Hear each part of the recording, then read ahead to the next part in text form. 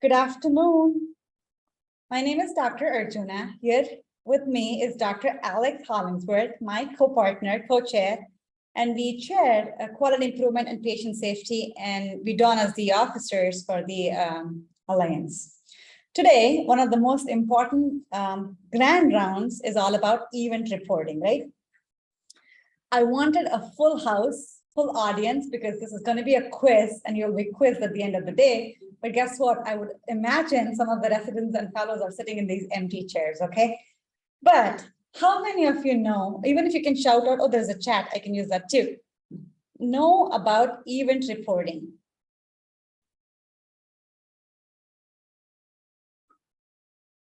I guess I assume everybody.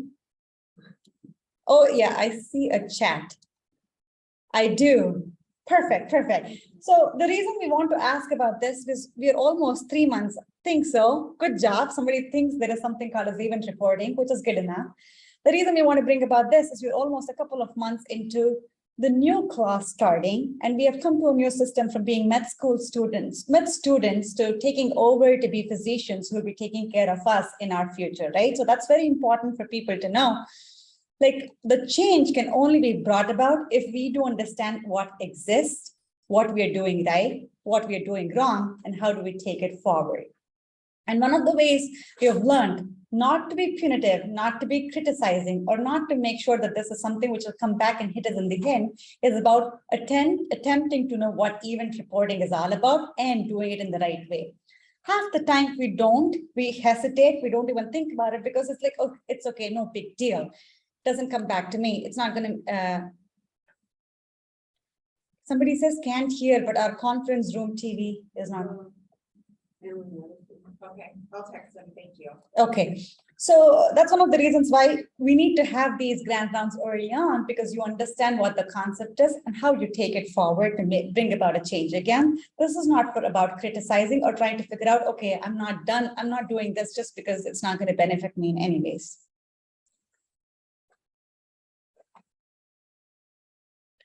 My friend, how does this move forward? Oh, the clicker on the right of the desk, that little clicker on the desk. Oh, perfect. I got it. Of course, it was the same clicker. It was not working. Event reporting. There we go. So importance of event reporting is anywhere between 44,000 to 98,000 US patients die annually. This is not a joke.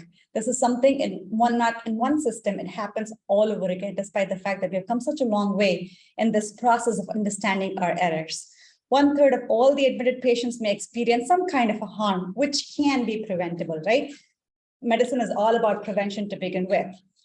Physician and resident physicians typically have poor involvement in medical error reporting because 1, we are swamped. Number 2, we do not know how to do it rightly. And number 3, sometimes there's so much to do. It's okay. Maybe somebody else will take over this responsibility. It's essential for us to understand and to prevent something that can be very catastrophic in the future. It's all about creating a culture. It's all about creating an environment for better quality of patient care, as well as enhancing patient satisfaction. Now, wherever you go, be it in private practice, academic medicine, as residents and fellows, or attendings in the future, the one thing that you'll keep hearing on and on all the time back and forth is about the fact how this is all centered around patient satisfaction, right? Everything boils down to patient satisfaction in the end. But to me, guys, one thing that I also wanted to take home is it's just not patient satisfaction. It's you have to be, as clinicians, be satisfied too that you're doing the right thing for the patients. And even if it is not, is there a way that we can bring about the change? We also have to do this because ACGME requires us to do it, right? Once it's made mandatory, everybody else does it. That's how we work. We human beings, give us an incentive, we go catch it. And you have to do so because ACGME wants you to do so. You have to be educated about patient safety. You need to know the culture of patient safety. Understand the reporting of an adverse event, near misses, close calls, unsafe conditions. Investigations need to be followed up. There is a clinical site monitoring of residents, fellows. It doesn't stop there. Us as faculty members and our involvement in patient safety, education, and ongoing experience in disclosure of events. Why do we have many barriers, right? That's one of the reasons why we also do grant rounds early on for us to understand what prevents us from doing what we need to do. Numerous barriers, resident reporting, including poor work safety cultures, lack of knowledge about how to submit it, lack of time to do so, difficulty identifying reportable events, sometimes lack of skills. How do I put this in a very good way? Sometimes lack of a defined process. Who do I go to? How do I make this happen? If I go to my manager, somebody is busy. Do I go to somebody else next? Fear, one of the major concerns which makes us or helps us go back and not do it is, what if something happens to me in the interim? What if I get punished for this? What if somebody comes back at me or holds it, not even a grudge, or holds something on because somebody reported this event or somebody reported this situation sometime to bring about notice.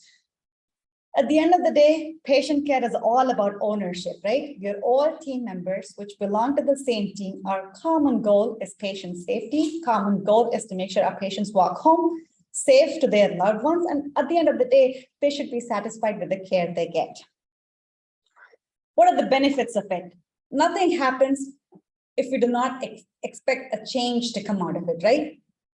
Learning, improving quality of care, less litigation. We live in a world where Newton's third law is so prominent, meaning every action has an equal and opposite reaction. That does not mean that the action reaction over here is to bring about something positive, something good. It brings about integrity among all the team members, increases our morale, boosts our morale, and helps us heal and learn from what we have done, something which could have been done better, and helps us improve. What are the patient needs? Simple truth and explanation, right? Half of our patients do not understand the complex medical terms that we can talk, the complex things that we talk about outside the patient rooms before we go in to explain what's going on. So it's all about trying to simplify and make it as simple and easily something that they can comprehend with. Facts, emotional support, something that we forget to give as we go by. And sometimes I tell my residents and I tell my fellows and I tell NPs, my team that I work with, it's just not emotional support for them. It's for us too, to understand how we together are bringing about a change in their progress, as well as our needs, to make sure that we are doing the right thing to cater to the needs of our patients. Empathy and compassion takes you a long way, takes you a long, long way. And this is a culture that we need to start developing from day one, once you graduate from being a medical student to going out of the real world. And when you enter the real world, it's completely, sometimes way different than what you think it is, right? Half the time we're shielded. Residents are taken care, your mother, your father, you're always in a protective barrier. But when you go back out, you're on your own. And sometimes things that you would have taken for granted may come back in a different way and hurt you. So you have to be able to understand, recognize, validate, and be able to be a part of a good team that helps through the process. Accountability, no matter what, you're responsible for this patient. Sometimes, and some events happen, you know, sometimes the responses we give is, oh, I was just at the background. I just entered the room. This was not my patient. This was something that I was helping out with. But this was my co-partners, co-interns, patient that I took care of. I'm not sure. Accountability comes when you start to embrace the fact that all of us are a part of the same team and all of us are aiming towards making our patients better. Again, nothing better than preventing a future event. One of the patient needs that we always have to keep in mind. We have comprehensive models which help us identify the event. We activate a system. We have an adequate response, and we should be able to disclose the same. It goes through an investigation. We analyze what we've gone through, and we come to a resolution as to what could have caused it and what are the chain of events which led to this particular event needing a complete closure at the end. Then again, sometimes we feel, does this happen all the time? Not necessarily, right?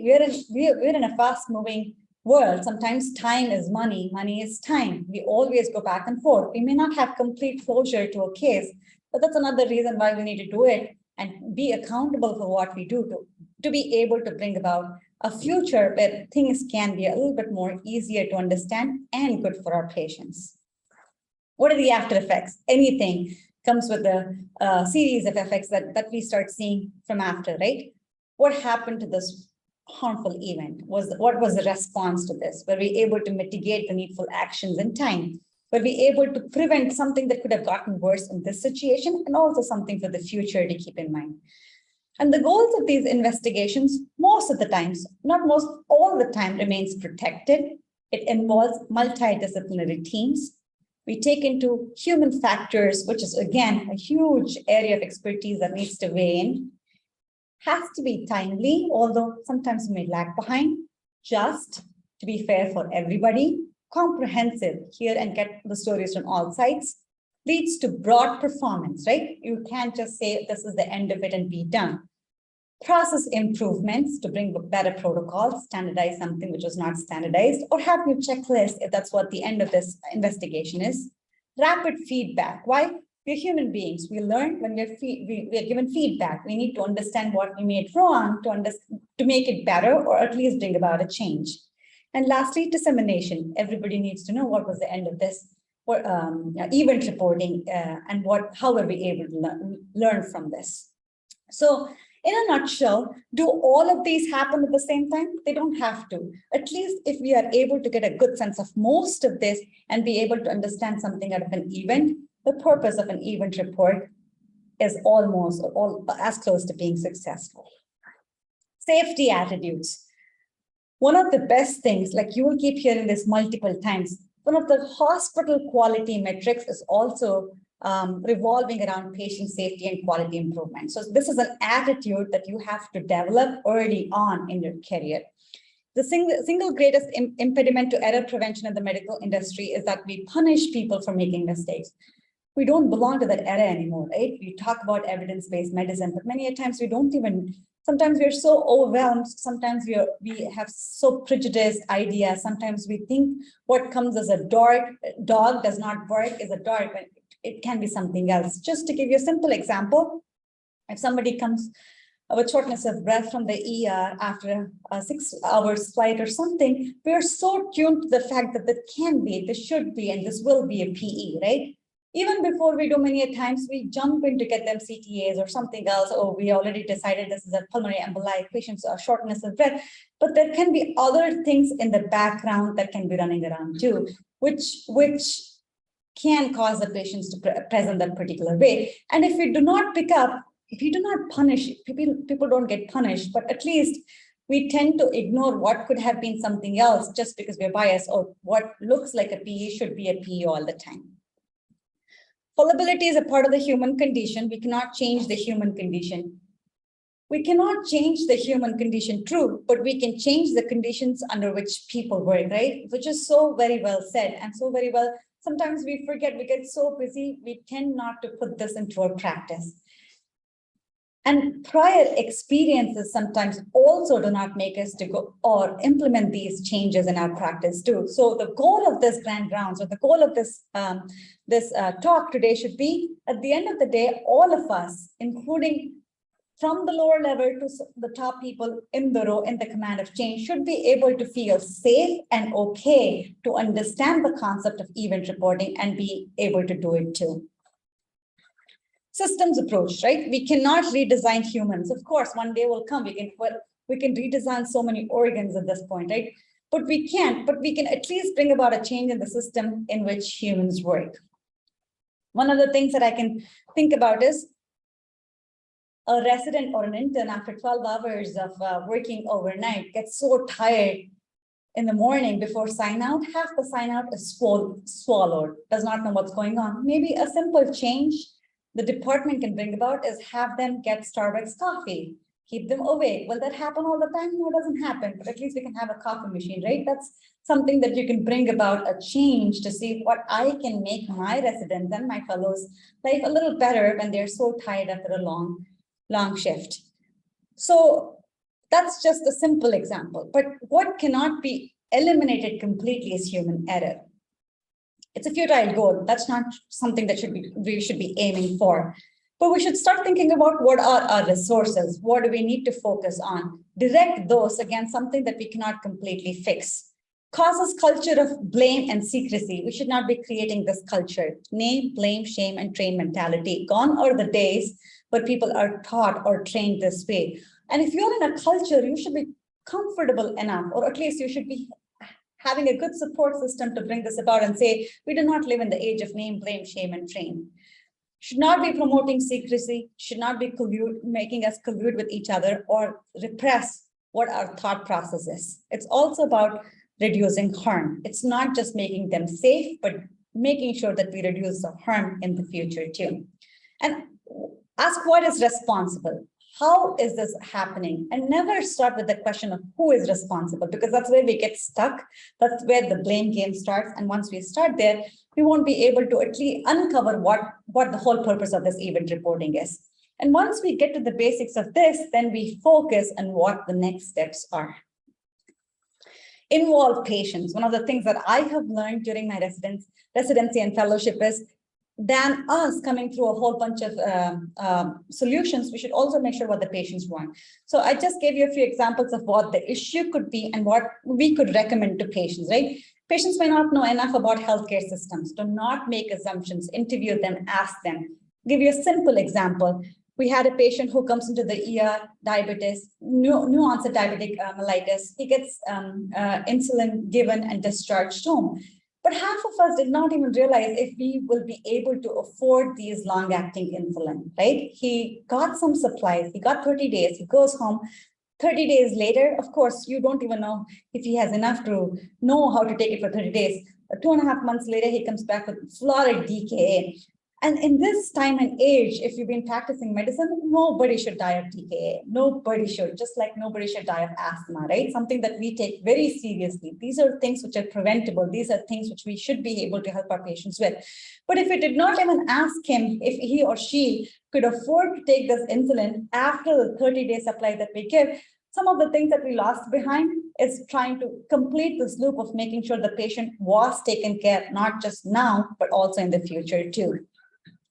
Sometimes we're always concerned about legal protections.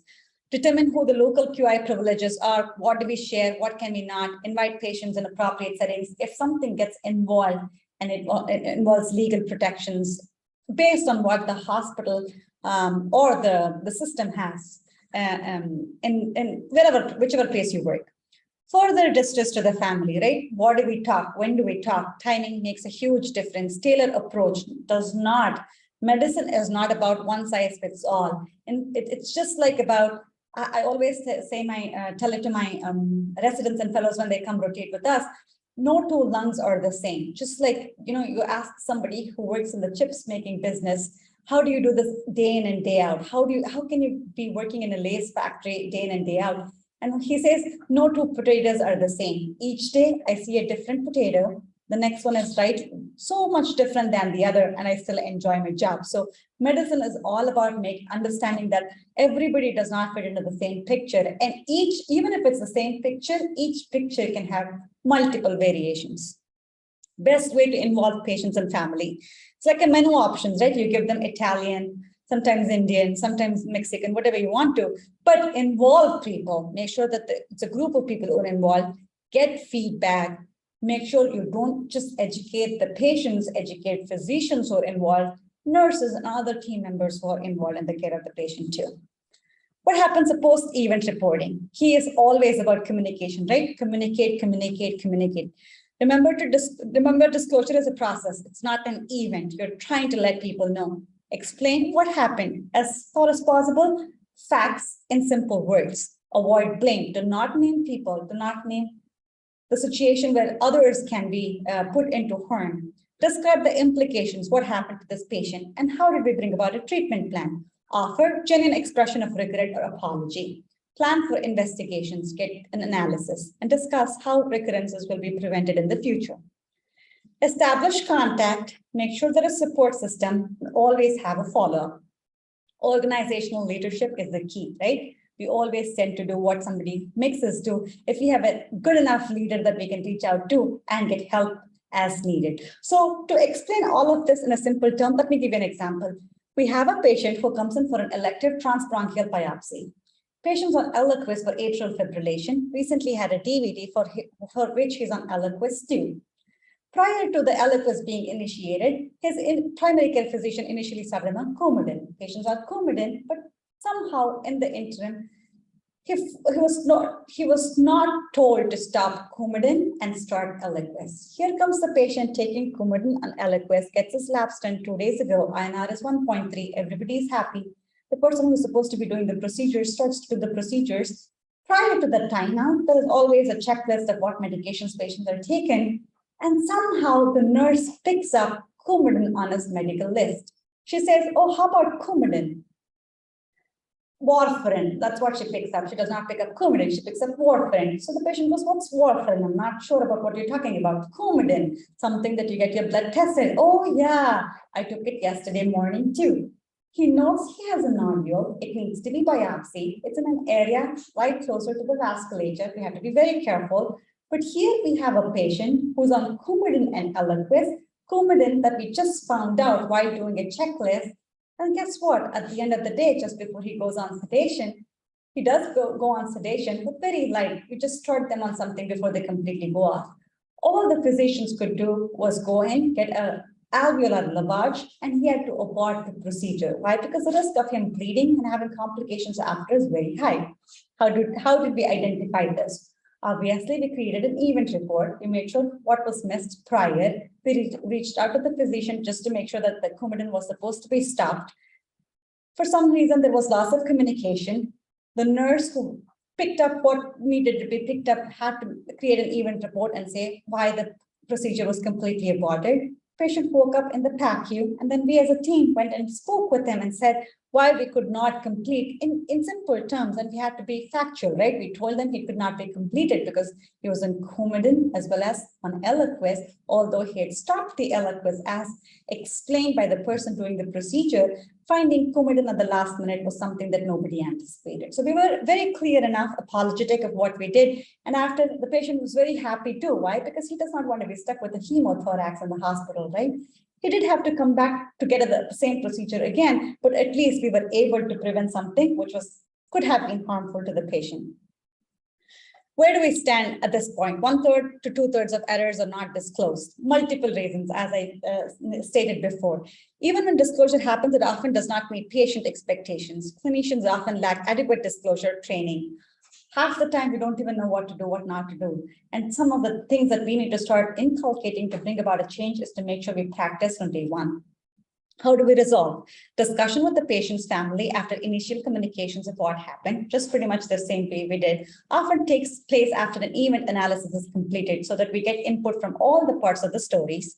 Many forms, different people occur over time. You have to explain and come up with a solution to how to prevent it. Always be okay to take responsibility, not just blame, it's taking responsibility for your patient, your care, your team's care. Non-financial, financial resolution depends on what happens. Another follow-up, how do we bring about? Checklist for now in the PACU includes all the medications, including making sure a med-rec has to be done prior to the patient going to the suite where they get operated. So that's a standard protocol we brought about to change, making sure the same error does not happen again. Needs training, lots of training, risk managers, organizational leaders approaching difficult situations, right? We can't win all. Sometimes I tell my residents the same thing too. You're not here to be your patient's best friend. You're here to be their friend who can make them feel better. So all of them will not be happy with us all the time.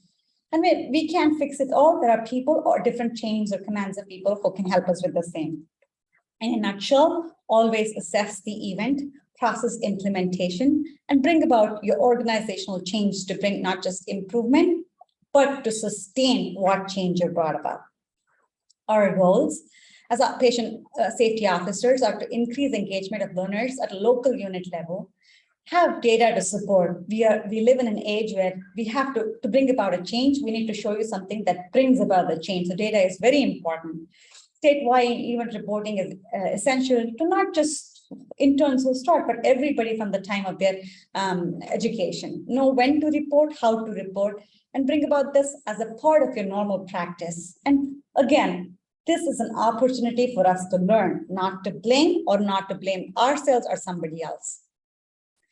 Give you a quick example, 54-year-old and gentleman admitted the floors. If you see lots of bronchoscopies, that's because I do lung transplant. So if you were seeing somebody else, you would have had GI suite or something. So it happens everywhere on your normal floors too.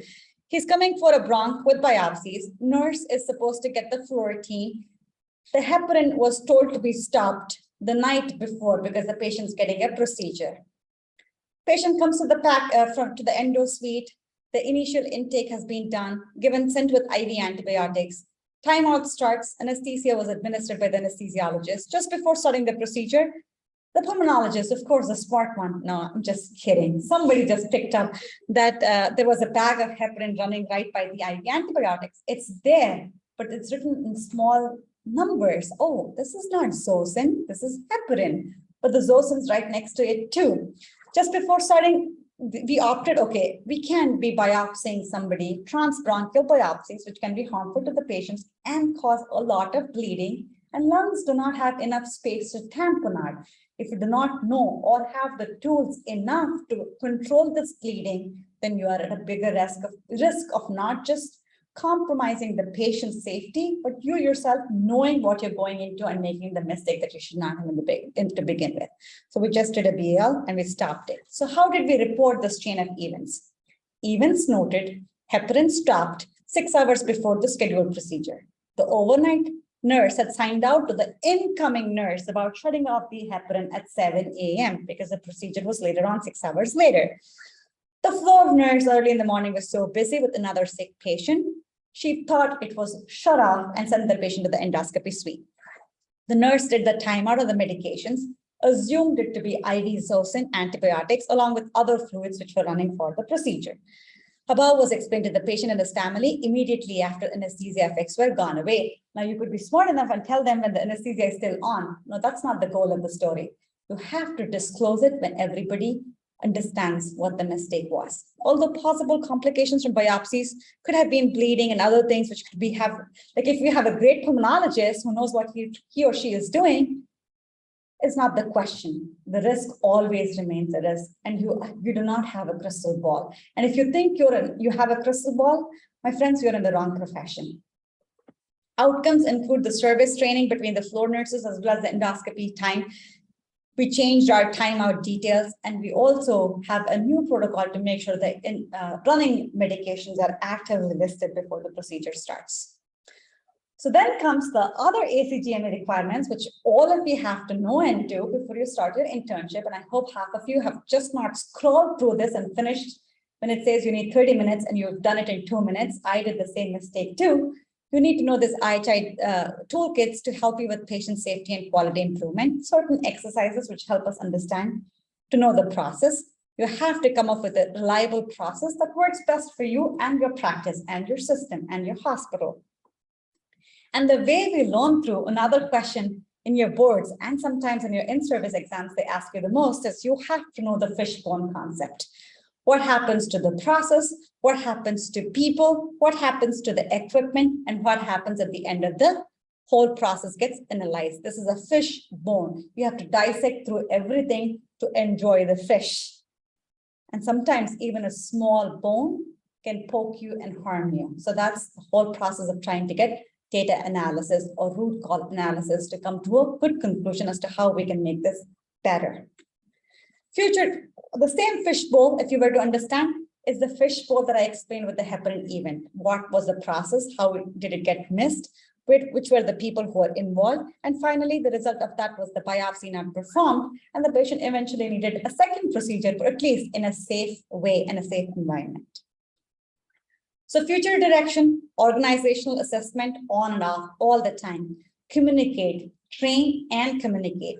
You have to use your analysis tools and make sure that training is appropriate for the different levels of training that you guys are in. And we are a part of the same thing too.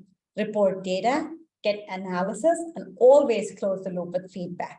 Ongoing support. You can't do it all alone. And you also, as I said, you need a good organizational leader to help us go forward with it too. New ways to encourage residents to file reports. For example, extending individual praise or offering more information on outcomes of filed reports. Just again, this is not a punitive, this is not something to criticize or put you in a corner. This is for us to learn and bring about a change as a team. Finally, we're not alone in this. It's a team effort. And if one thing you were to take from this lecture and grand rounds today is to understand this is something that is safe enough for us to do, understand, report, and learn in the process to bring about no harm and keep our patients safe, as well as our own selves safe and do the right thing for everybody. It's always a team effort. Any questions? No questions are good questions. All right, good afternoon. As mentioned, I'm Bill Alcock. I'm the manager of patient safety and risk services here at St. Joe's. I cover St. Joe's Westgate, our cancer center, and all of DHMG. By background, I'm a RN and a JD, so a little bit about law, a little bit about care. So I'm happy to be here today. And Dr. Arjuna, thank you. You did a great job of talking about the event reporting process and the importance of it. I want to just add on to Dr. Arjuna's presentation, how important that disclosure is. Now, I wouldn't expect anyone in residency to go and disclose an event themselves.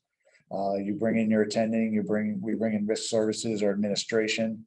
All of our leaders, director and above, are all trained in what's called the candor.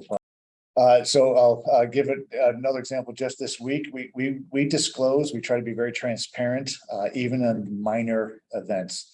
So just 2 days ago, I disclosed with one of our physicians, we had a procedure where the equipment used wasn't processed before use. It wasn't used, it was new out of the box, but our process is to sterilize it, and it wasn't a sterile procedure, luckily. So negligible risk to the patient, but we still got together, we called the patient. Patient was extremely thankful for our transparency, and this is what we see over and over again. So if you have an event, make sure it gets escalated, put the event report in, let your attending know. It's so important from a patient satisfaction level, also from a legal and liability. Proper disclosure, and then financial things we may take care of on the back end as far as billing. That alone can stop so many things from escalating into lawsuits or something further. So, so important to be transparent, and it's just frankly, it's the right thing to do, right? So what is event reporting here at Dignity Health? So we report any unusual events or unexpected events. So really anything outside of the normal course of business. This could be a medication error. This could be something wasn't clean, like we just mentioned. So anything, we encourage as many events as anyone can put in. If we don't know about it, we can't address it. So we want to know everything. What we don't want to know is that somebody was mean to you, which does happen. Maybe the nurses gave you a little bit of an attitude. That's more appropriate to go through their leadership to address. That's not an event, although we see a fair amount of that as well. So anything that's not consistent with the routine operation of the facility, especially if something causes harm. If we have any patient harm, we definitely want to know about it, because we're going to want to take a look at that and see if we have any systems or processes that need to be corrected, or has the potential to cause harm. Near misses. Near misses are my favorite kind of event, because harm wasn't caused. And maybe I can look at it, we can address the processes and make sure that harm never happens to a patient in that event. I'll give you an example of a near one, a recent one that was harm, but allowed us to address the system. We had an RN give a medication. It was ordered 5 milligrams Q6 PRN. In the default comments in Cerner, it said 5 milligrams / 2 minutes, meaning give over 2 minutes. It didn't say give over 2 minutes, just / 2 minutes. That nurse, and people may realize we have a lot of new nurses right now after the pandemic. That nurse thought it was give this every 2 minutes. And so instead of 1 dose Q6, within 4 hours, we had 6 doses given. It did cause some temporary harm. The patient ended up fine, but we were able to go in, and our process is not punitive at all. The nurse is not punished. Maybe a little coaching there, but no punishment. But we were able to fix that order, and also found that it was across the system. We had that in over 100 orders. So that's an example of how important it is to know about these events and then be able to address them. So that was fixed within days. And now that mistake won't be made again. All right, so Dignity Health Policy defines an event, and it's defined as an unanticipated occurrence that is not consistent with the routine care of a particular patient and or the routine operation of the facility. An event may be a potential or actual adverse occurrence that involves a patient, visitor, employee, volunteer, student, or physician. So event reports a patient safety tool that allows us to advocate for the patient and family and make sure that harm doesn't occur. It also allows, as Dr. Arjuna mentioned, allows us to track and trend events. Sometimes it's not the individual events that we react on, but we notice over time we're having something keeps occurring. So it allows us to dig into that and figure out processes and methods to prevent it from occurring. And then near and dear to my heart, gives us information for an investigation and management of legal claims. This includes potential claims. We like to get out ahead of those, start investigating so that if a claim is filed later, we've already done our investigation, we've got our ducks in a row, and that's important for all of you as well. If you're involved in a lawsuit, very, very often lawsuits are filed right before the statute of limitations, which is 2 years for adults. So for those of you that deal with neonates or pediatrics, that could be 18 years plus 2. So if that investigation hasn't already occurred, no one's going to be around that remembers anything. So, all right. So what does this mean? An unanticipated event. So we have a lot of examples: falls or injuries to a patient or a guest. Obviously, the reduction of a child. We put events in for any patient that leaves AMA. We want to look at what the care was, what was happening beforehand, whether we explain the risks, things like that. Some of that's just for patient safety, some is to meet regulatory requirements. Of course, allegations of abuse. Any threat of lawsuit, put an event in. We're going to want to look at it to see if it's legitimate. I know a lot of patients and family will say they're getting their attorney. Go ahead and put the event in. That doesn't scare me. I just want to investigate it. Any trauma, injury, infections that occur in the hospital, even lost belongings. Unfortunately, we lose a lot of belongings here, especially phones. Suicide attempts, of course, any delays in test treatment, complications from procedures or surgery, administration or treatment to the wrong patient. Again, something that happened this week. Missing or conflicting documentation of medical record. Anytime we use leather restraints, a report is put in. Actually, security will do that for us because they apply it, so you wouldn't have to worry about that. I'm going to comment real quick on the documentation. This is something we see quite a bit. If you are putting an event report in, the event report should never be the only place that information exists. Very often we find a very thorough event report. There's a lot of information in it, but there's absolutely nothing in the chart about it. So if you have something to write an event report about, you probably have something to document in the chart about as well. So make sure that documentation is in the chart and very thorough. Event reports are protected from disclosure and litigation by federal law. So again, if that's the only place it was written, we'll never be able to use it because we cannot disclose one event report without disclosing our entire system. So a few more examples: infiltrations, of course, unexpected death or any medication errors or omissions. So at St. Joe's, how many events do we usually see and get reported? So we usually sit about 1,000, 1,100 per month. My team reviews every one of these, and then also the manager of the units, multiple people will review it. This chart is through the end of June because we actually just switched event reporting systems in July. So this is from prior. We don't have enough data for the new, and because the categories changed a little bit, we unfortunately can't put it together. But our numbers as of August and July, they haven't changed. So we're still seeing about 1,000 to 1,100. We're currently doing a program called High Reliable Organization. And we're hoping to be able to offer that training to all of you as well. But we're trying to become a highly reliable organization. That means an organization that is inherently risky and it inherently causes harm, that has very few errors. So examples are the nuclear power industry, aviation. So we have some training and efforts towards that. And part of that is report. Some examples of the event types we see, that top line, and that hasn't changed with our new system, unfortunately. Other is always our biggest. It's human nature. Instead of looking through a long list of event types, I'll just put it under other and let someone else figure it out. Or we just don't have an event type for that specific problem. That's also often a problem.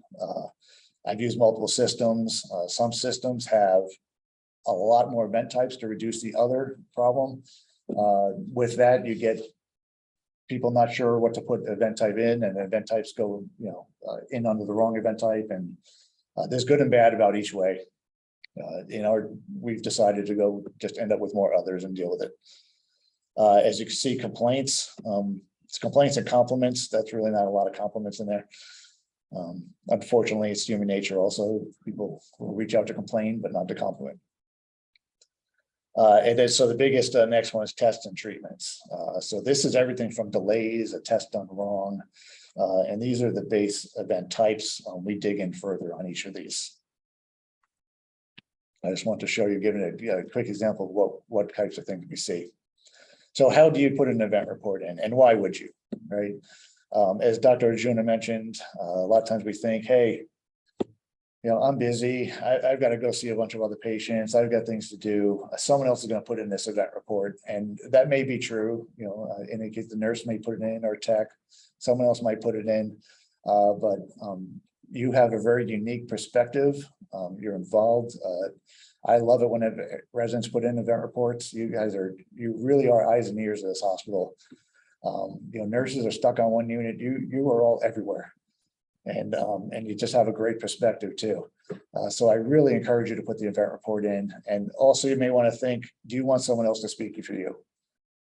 So if something happens, you're involved, put an event report in your own words. It's okay if someone else puts one in too. We're able to merge them, and we do. But when we get multiple event reports, we get a great story. So I really encourage it. The way you do that, if you have a login here at Dignity Health, any one of our computers, and I'm going to give the caveat that I think we have a few that have not been updated. As I said, it was in July, and we're still seeing some in the old system. So obviously there's a few computers that haven't been updated. But this iris reporter icon is on the desktop. All you have to do is click it. If you really want to save this and type in the address, it's web-based, but just get a computer here and click on that iris reporter. That'll bring you to a splash screen, and you just pick a category on patient care events, or if it involves security or visitor. If you get in a motor vehicle accident in the garage, you can put one in that way too. Or if you have a needle stick or exposure, this is also a way to get to employee health, which is a new function we have here.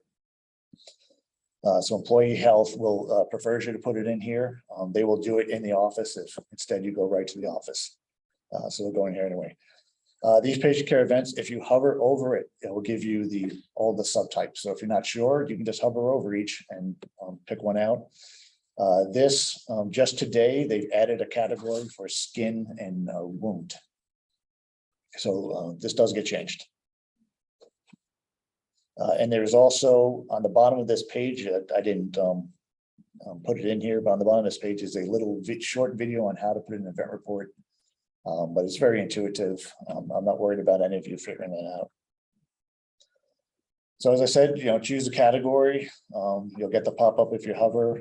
Just pick the appropriate incident type. You can do security exposures. Just one important note is putting an event report in for security is not going to get you a security alert. Their manager will see it the next day probably. So if you need a security response, call security. All the fields with the little asterisks are mandatory, and if you try to continue through it, it won't let you. It'll make you fill that in, so you'll have to put something in.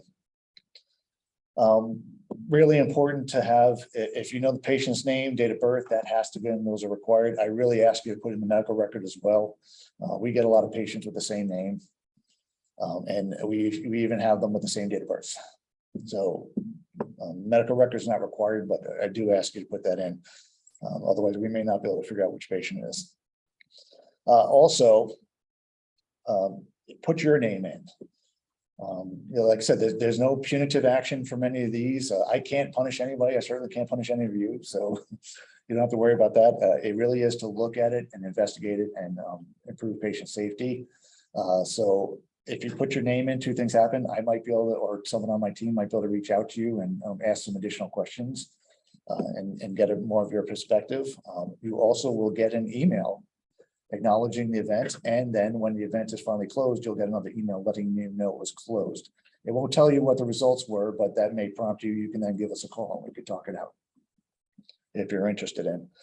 The form, you probably can't really see that very well. But the form is, there's a lot of information. The form is dynamic.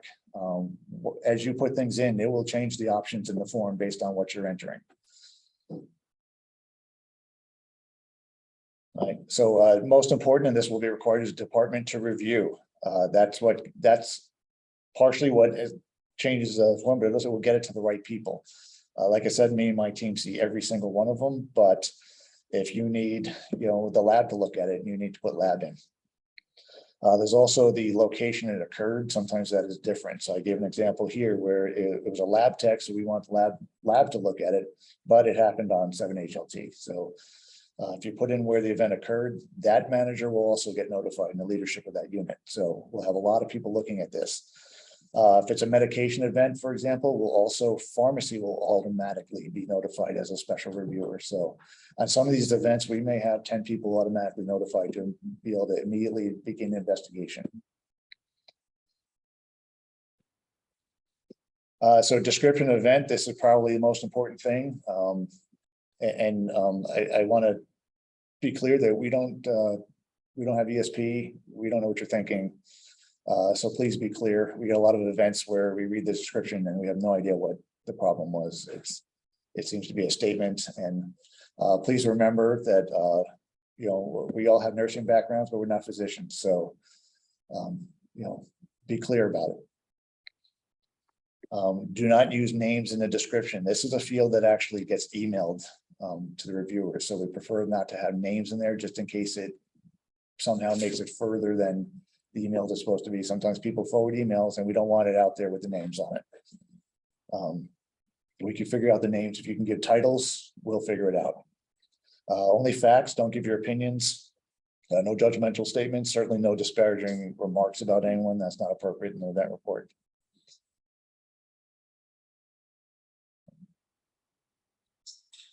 Okay, well, I said this already. So if you're wondering which department should be notified for review, just think about who really needs to investigate this, and that'll be your department for review. All right, and the way to do that is when you click on department of review, you'll see a drop down. So pick your facility, St. Joe's Westgate Cancer Center, DHMG, or we have Huger. I doubt anyone here is going to Huger, but pick the facility and then the departments are all listed.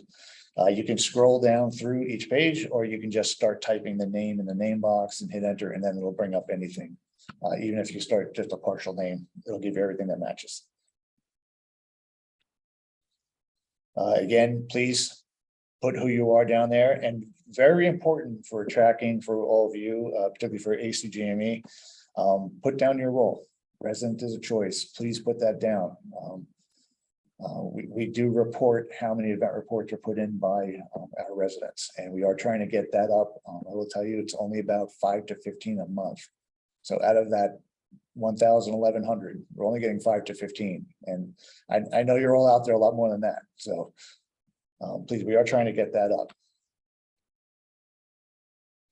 Okay, after you put in the incident type, you pick the subtype, and that will again activate some additional fields. Like for example, if you choose a fall, that will give you questions about a fall, or if it's a medication event, it will give different questions about the medication, such as the brand, dosing, things like that. All right. So, what does that mean? So some of the types and insights, we have lab or radiology diagnostic test as a type, obviously extremely broad. So a subtype might be that the label is incorrect, and I put this down here because we have a million of those things. Or if we over-sedated, we have to give some Narcan.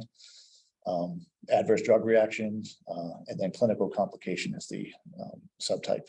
So sometimes you have to put a little thought into it for what the subtype is, but do your best. We could always correct it on the back end if we need to, but please do your best. And then there's some examples, a delay in getting a test. So we have for MRI, lab, or radiology diagnostic test, again, very broad, but then delay or medication incorrect rate. Something, if you are putting an AMA in, maybe you've been called to provide the risks for a patient that's going to AMA and you're very concerned about it, so you put the event report in. That's under behavioral. Contraband. Oh, sorry, that would not be contraband. That would be an assault on that one. So surgical anesthesia, other complication for a nick bladder. Like I said, just go through them and do your best. Any questions? Yes. Certain months, there was pretty big dip in the number of reporting by a couple of hundred. Have you ever investigated why you have those severe dips? We do. Sometimes we just don't know. Very often we see that it's related to basically our staffing. So most of our event reports are put in by nursing. And when nursing staffing is difficult, they don't take the time to put the event report in. Or it's our census is down. So we also track the rate along with their number of events. So if the rate stays pretty steady, so very often it's census, or we did have, like during COVID, we had some points where the nurses were overwhelmed and just weren't putting the events in. All right, well, thank you. Well, obviously I'm not Crystal around that. So I'm going to pinch hit and talk a little bit about the Valleywise Health event reporting system. So we use an event reporting system that we term to be Check It, or a Midas report is what you'll hear us refer it to as. And again, these are events, much as my colleagues have described here, that we use to be able to improve the safety and identify either safety events that have occurred within the organization or near misses that we can do to start to trend to do and improve our processes to make sure that we are, achieving our goal of having no inpatient patient harm around that. So you can go to the next slide for me, please. So we access you can access this, tool from any of the computers that we have here within the Valleywise Health organization.